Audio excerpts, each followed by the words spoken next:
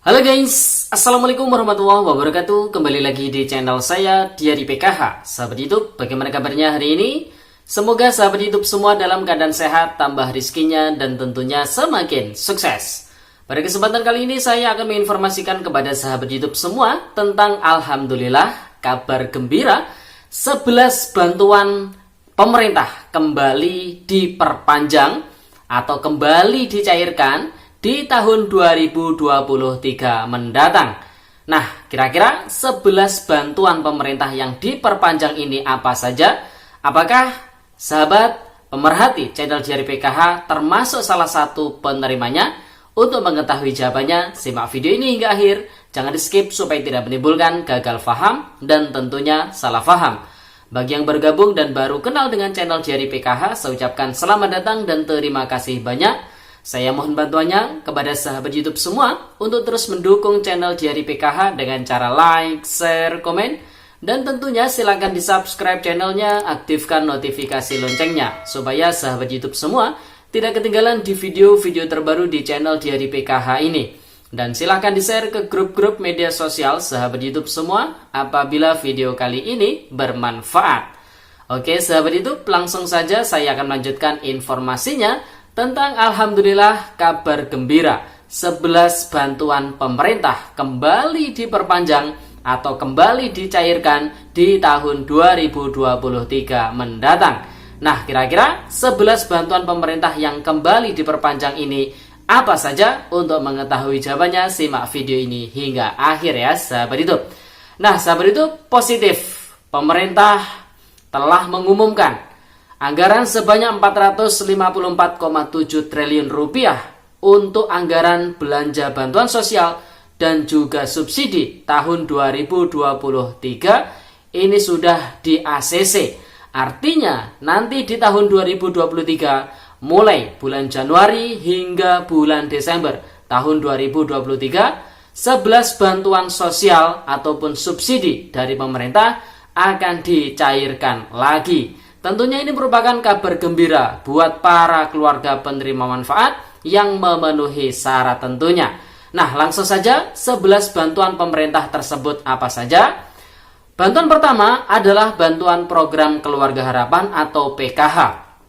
Bantuan PKH ini adalah bantuan yang bersifat reguler atau secara rutin dicairkan oleh pemerintah melalui Kementerian Sosial Republik Indonesia, di mana targetnya di tahun 2023 mendatang ada sebanyak 10 juta keluarga penerima manfaat yang bakalan mendapatkan bantuan PKH. Tentu salah satu syaratnya adalah terdaftar di dalam DTKS, memiliki komponen PKH, dan juga memiliki data kependudukan yang sudah aktif dan padan antara DTKS dan data Dukcapil itu sendiri.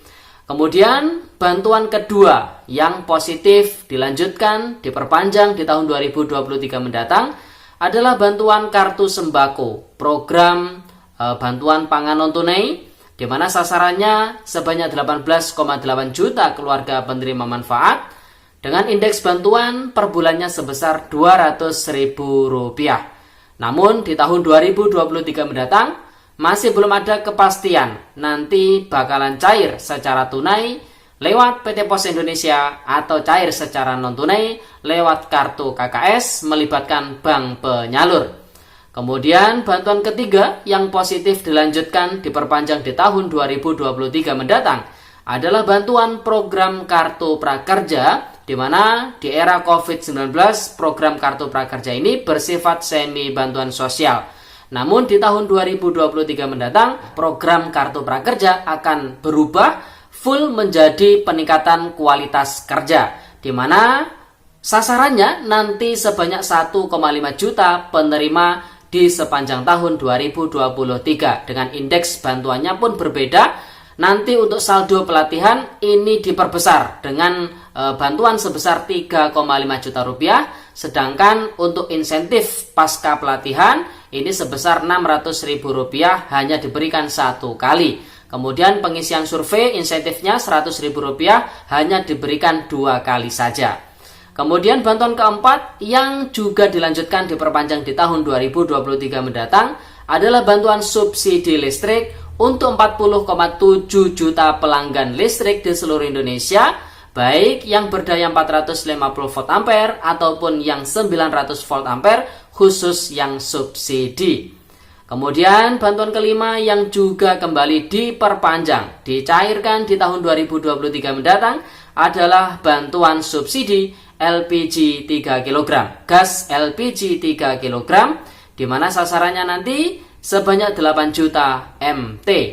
Kemudian bantuan keenam yang positif dilanjutkan, diperpanjang di tahun 2023 adalah bantuan subsidi uang muka perumahan sebesar Rp220.000 per unit rumah. Artinya bantuan ini nanti diberikan kepada warga yang melakukan pembelian rumah, di mana rumah tersebut dibangun oleh pemerintah ya, dari Kementerian PUPR tentunya, di mana untuk DP-nya ini disubsidi sebesar Rp220.000. Kemudian bantuan ketujuh yang juga dilanjutkan dicairkan di tahun 2023 mendatang adalah bantuan RST, Rumah Sejahtera Terpadu dari Kementerian Sosial Republik Indonesia, atau istilahnya bedah rumah, kalau dulu namanya adalah RTLH, Rumah Tidak Layak Huni, di mana nanti sasarannya ini harus terdaftar di dalam DTKS dan harus diusulkan oleh pemerintah daerah, baik itu desa, kelurahan ataupun lewat pemangku kepentingan seperti anggota dewan, di mana bantuan ini besarannya adalah Rp20 juta yang digunakan untuk merenovasi rumah yang sudah tidak layak huni ya. Kemudian bantuan ke-8 yang juga dilanjutkan di tahun 2023 mendatang adalah bantuan atensi permakanan juga dari Kementerian Sosial Republik Indonesia, di mana sasaran dari bansos atensi permakanan ini adalah untuk lansia usia 75 tahun ke atas yang termasuk keluarga tunggal. Lansia ini di dalam kakaknya dia sendirian. Kemudian menyasar juga kepada disabilitas dan diutamakan disabilitas berat tentunya ya. Dan termasuk mereka ini syaratnya harus terdaftar di dalam data terpadu kesejahteraan sosial. Nah, apabila ada lansia 75 tahun ke atas, kemudian disabilitas yang sudah menerima bansos permakanan di tahun 2022 ini, maka kemungkinan besar di tahun 2023 mendatang, apabila mereka mendapatkan bantuan PKH dan juga BPNT, maka bantuan PKH dan juga BPNT-nya akan dinonaktifkan dan akan diinkludkan dengan bansos permakanan. Karena pemikiran dari Kementerian Sosial Republik Indonesia, indeks bantuan permakanan ini lebih besar dibandingkan bantuan PKH ataupun bantuan sembako.